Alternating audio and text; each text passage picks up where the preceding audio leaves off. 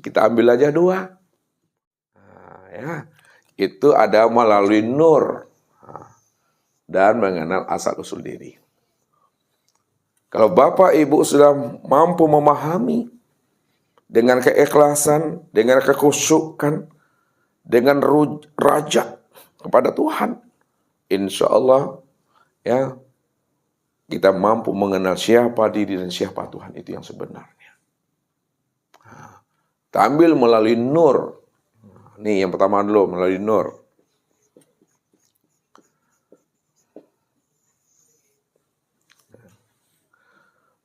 Apa kata Allah dalam surah Al-Insan? Hal ata alal insan hinu minad dari lam yakun say'an mazkura. Telah datang kepada manusia satu waktu dari masa yang tidak bisa diceritakan.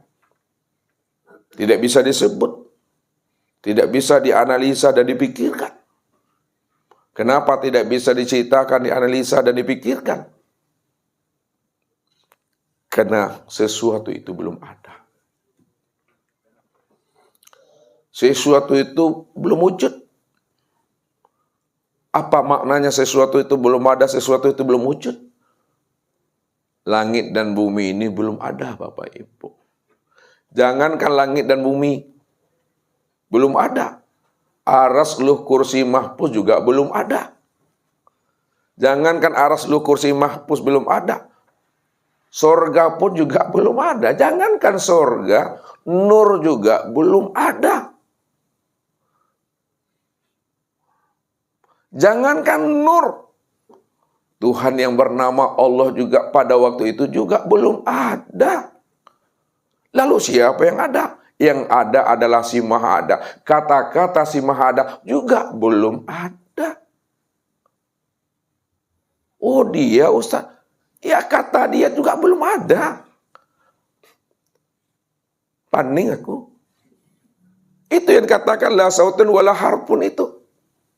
Tidak ada kata, tak ada huruf. Melainkan hanya dia. Kata-kata dia juga belum ada. Jadi tak bisa disebut, tak bisa diceritakan. Walaupun dia belum ada, bukan berarti dia tidak ada.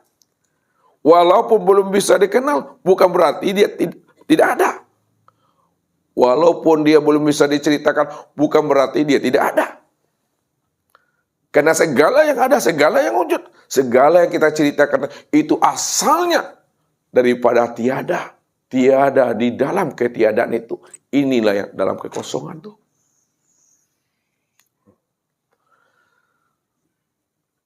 Yang kosong inilah. Kalau diberi nama, disebut juga dia. Ini yang katakan namanya dengan batin. Walaupun kata-kata batin belum ada bisa disebut. Karena belum ada ruang. Ya, belum ada tempat, belum ada masa dan waktu. Belum ada siapa-siapa. Ini yang kosong nih ya. Ini yang Bapak Ibu. Jadi kita mencari yang kosong. Mencari yang tidak ada. Yang ada jangan dicari, yang tidak ada itu yang dicari. Ya. Yang ada tak perlu dicari. Kalau udah ada itu apa dicari. Yang tidak ada itu yang dicari. Karena yang tidak ada itu wujud yang sebenar ada. Ini, Ustaz contohkan, Ustaz antarkan ini. Ya, ini kosong. Ini dari kosong, nah, muncul ya. Kosong lagi. Muncul kembali. Adanya yang satu ini dari kosongnya. Walaupun yang satu ini ada secara pandang mata, hakikat yang dipandang oleh mata ini, hakikatnya kosong. Berarti yang sebenar ada itu yang satu, itu yang ini ya. Kosong inilah yang wujud sebenar ada. Itu dia. Ini itu maksudnya. Itu yang dikatakan dengan Tuhan tuh. Apa beda Tuhan dengan Allah? Tuhan itu nama. Allah itu nama. Tuhan itu pangkatnya. Tuhan itu derajatnya. Tuhan itu profilnya. Jadi Allah itu profilnya sebagai Tuhan. Tuh kosong. Yang dikatakan batin bahasa Arabnya. Diterjemah. Kalau yang kosong yang batin itu, yang batin ini, ini disebut namanya dengan kosong. Yang disebut namanya dengan hampa. Yang disebut namanya dengan tiada. Sebut tidak bisa disebut.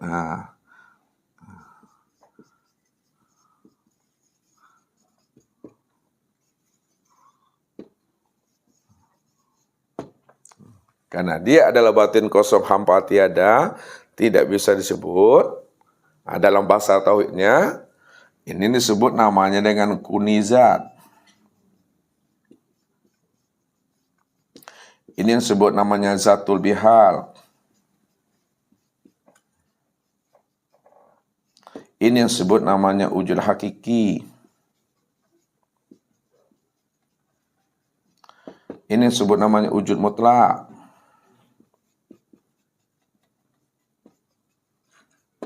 Ini disebut namanya zatul bahdi.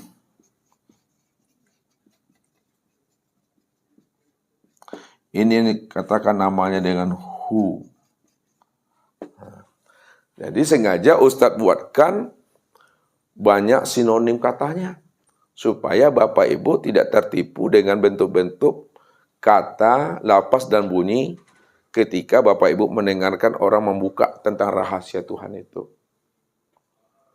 Jadi, hu, zatul bahdi, wujud mutlak, wujud hakiki, zatul bihal, kunizat, itu maknanya itu yang tidak bisa disebut, yang tiada, yang hampa, yang kosong, atau yang batin. Bukan berarti tidak ada tuh. Ada, tapi belum bisa disebut. Ada, belum bisa dikenal. Ada, belum bisa diceritakan. Karena ini kosong. Jadi kalau Bapak ingin pulangnya kosong, sadarilah itu datangnya kosong, pulangnya membawa yang kosong. Ya. Ini kan garis bantu nih Bapak Ibu. Supaya tahu kita yang kosong. Kalau Ustaz kosong ini, terpaham nggak sama Bapak Ibu? Kan nggak terpaham. Makanya untuk memudahkan pahamnya, Ustaz buat ini. Makanya garis ini garis bantu aja. Biar fokus. Disitulah diri yang si maha ada, diri yang kosong, diri yang hampa, diri yang kunuzat, zatul bihal, wujud mutlak, wujud hakiki, tuhu. Dia mengatakan, kuntu kanzan mahfiyan. Wa ahbabtu an u'rafa wa khalaqtul khalqa li'arifani. Aku ini adalah perbendaharaan yang tersembunyi. Kenapa Allah mengatakan dirinya perbendaharaan yang tersembunyi? Karena cuma dia yang ada, dia yang wujud.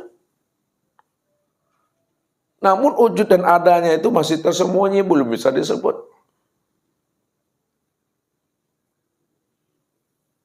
Karena dirinya cuma yang ada. Dan segala yang ada datang daripada dirinya. Maka diri yang tersembunyi itu dia menjelaskan, akulah perbendaharaan itu. Akulah sumber dari segala-galanya. Wa ahbabtu an wa'rafa.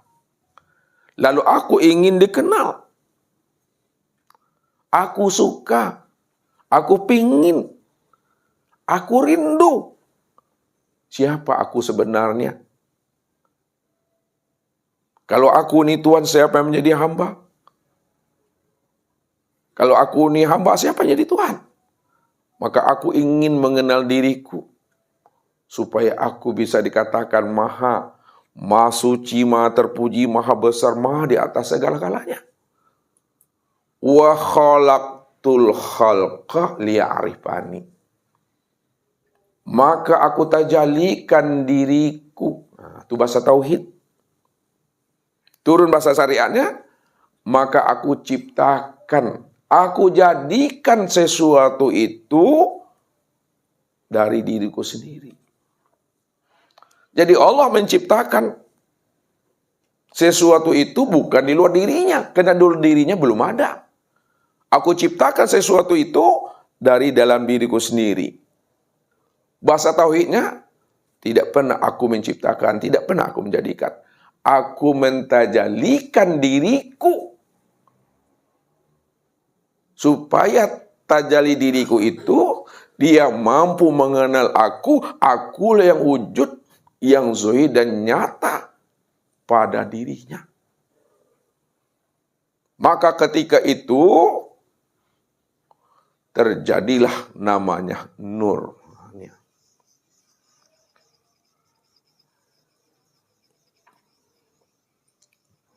Terjadi namanya nur, tercipta namanya nur. Itulah bahasa syariat tuh. Kalau Bapak Ibu kurang nyaman bahasa syariat, tercipta, dia mentajalikan dirinya dari batin lalu menjadi zahir. Nah, itu. Dia batin lalu menjadi zahir.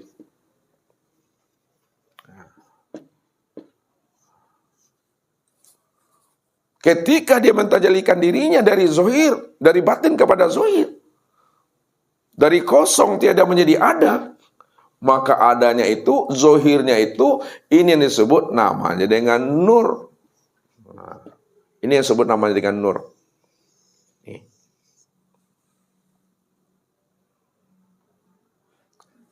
Pada saat nur itu kita pahami betul-betul terbitnya dari dirinya sendiri, munculnya dari dalam dirinya sendiri, asalnya dari dirinya sendiri, tidak dari yang lain, maka disebutlah namanya dengan nur ilahi. Nah, nur ini, tulisan nur ini nur, ini kalau saya gambarkan ini ya, dia ada di dalamnya, kosong tadi. Karena terbitnya asalnya daripada dirinya sendiri, maka disebut namanya nur ilahi, nur Tuhan. Yang kedua, karena nur ini tempat memandang nyatanya wujud dirinya. Nur ini tempat memandang zahirnya akan dirinya yang batin nih, maka disebutlah namanya dengan Nur Muhammad.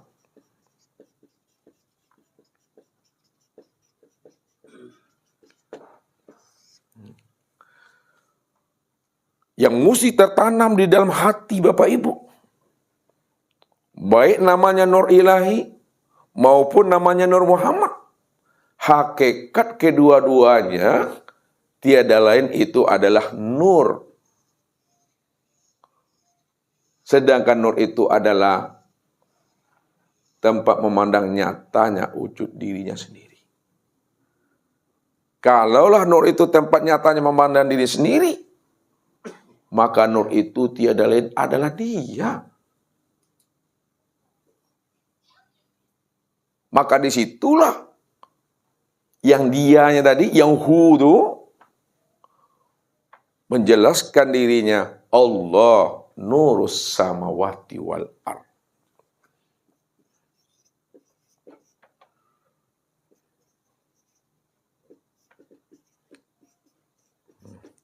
Allah itu nur. Allah itu nur. Ya. Nurnya itu telah nyata kepada langit dan bumi ini. Nur ini telah nyata menjadi langit dan bumi yang disebut namanya alam semesta.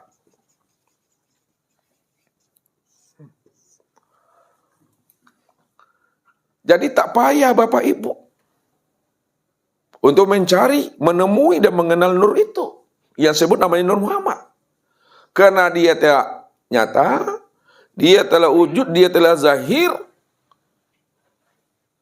pada alam semesta. Makanya untuk membuka rahasia nur itu, jangan nur itu diterjemahkan dengan cahaya. Jangan diterjemahkan dengan cahaya. Tapi pahamilah makna nur itu, tiada lain adalah terang. Terang itu maknanya jelas. Jelas itu maknanya itu nyata. Nyata itu maknanya wujud. Maka segala yang wujud pada alam semesta, rupa yang berbeda, wujud yang lain, nama yang berbeda,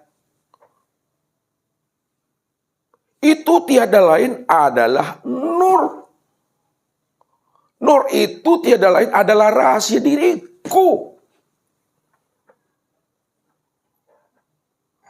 Namun kesempurnaan memandang nur, tempat nyatanya memandang rahasia diriku, inilah yang disebut nyatanya itu pada insan.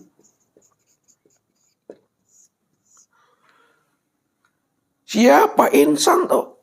Insan itu, inilah diri Bapak Ibu dia, yang sudah nyata sempurnanya pada sekalian tubuh, pada sekalian ruh, pada diri Bapak Ibu. Maka kesempurnaan memandang Nur Muhammad sebagai rahasia untuk memandang nyatanya wujud Tuhan, zahirnya Tuhan. Pandanglah kepada diri, pandanglah kepada insan. Insan itulah kesempurnaan tempat memandangnya Nur Muhammad, dan Nur Muhammad itulah tempat memandangnya rahasia Allah.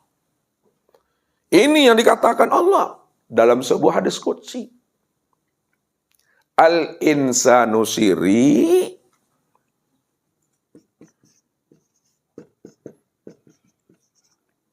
wasiri sifati wasifati lagoiri. Insan itu, dirimu itu adalah rahasiaku. Rahasiaku itu adalah sifatku. Sifatku itu tiada lain adalah diriku. Maka siapa yang kenal dirinya? Siapa yang kenal insan? Pasti dia kenal aku, karena aku inilah sebenarnya yang menjadi rahasia insan itu.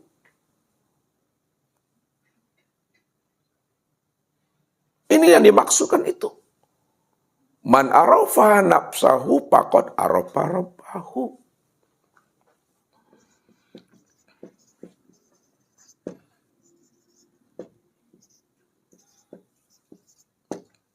Siapa yang telah mengenal akan rahasia dirinya, pasti dia mengenal akan rohnya.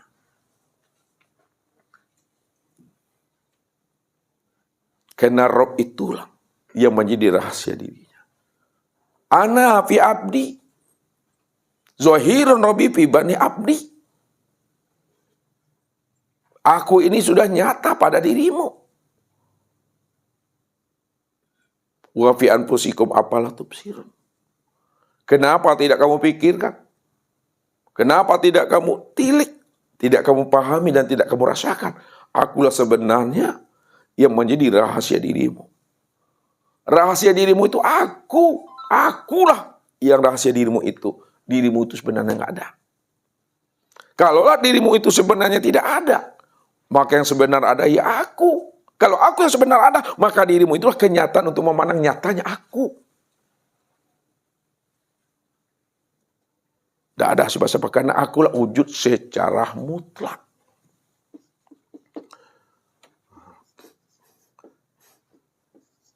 Wujudnya secara mutlak.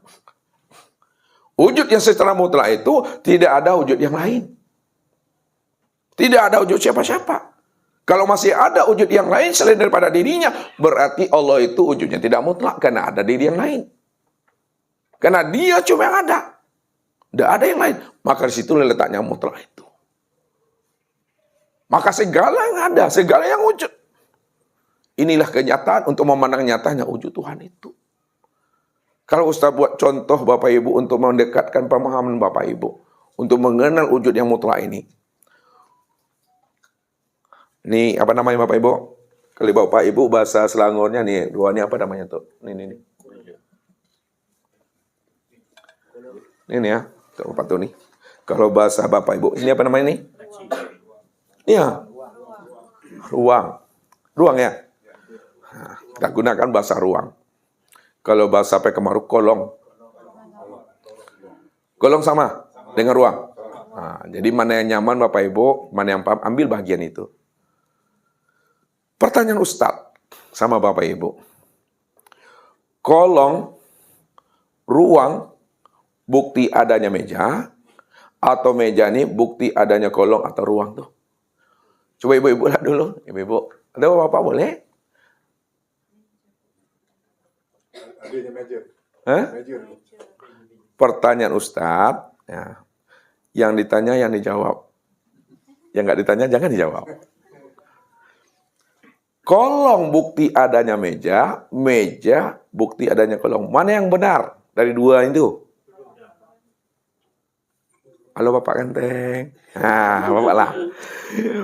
Kolong ini, ruang ini bukti adanya meja, atau meja ini bukti adanya kolong nih? Coba Pak. Meja.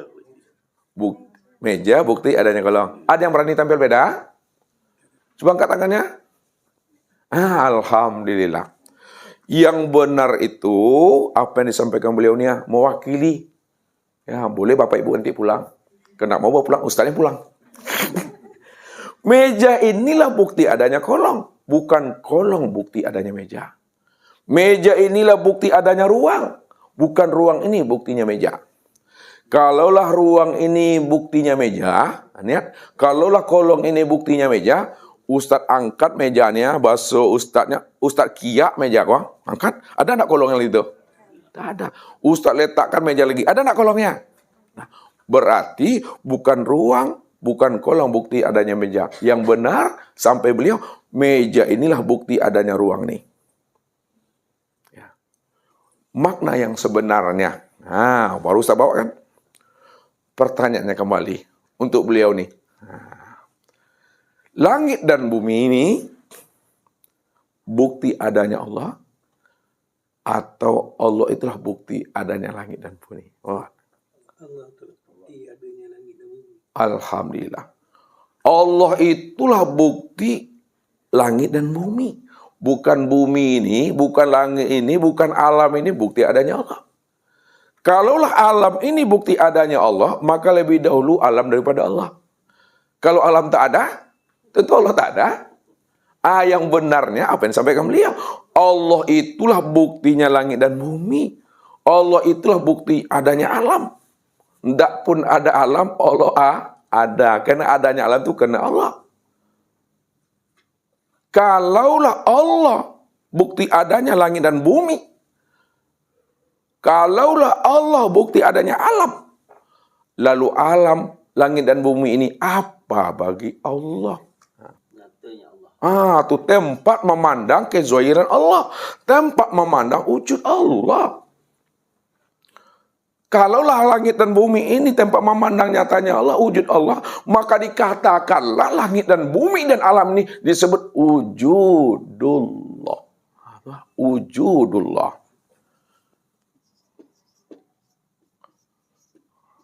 Wujudullah. Nyatanya Allah. Tempat memandang kezahiran Allah. Namun lah itu artinya, namun akan tetapi tempat memandang nyatanya Allah, tempat memandang wujudnya Allah pada langit dan bumi, pada sekalian alam ini, nyata sempurnalah pada diri insan, pada diri Bapak Ibu. Rupanya diri Bapak Ibu inilah tempat nyatanya memandang rahasia wujud Allah secara nyata, terang dan jelas. Itulah maknanya. Zahiran Rabbi fi batni abdi. Zahirnya aku, nyatanya aku, terangnya aku, jelasnya aku, wujudnya aku dalam pandangan hatimu, dalam pandangan ainul basirahmu, dalam pandangan hakikat rahasia ruhanimu. Rupanya memandang Allah itu bukan dengan mata nih. Memandang Allah itu dengan mata dalam. Mata dalam itu mata hati. Mata hati itu adalah di dalam hakikat mata hati. Di dalam hakikat mata hati itu maksudnya di dalam rahasia hakikat mata hati.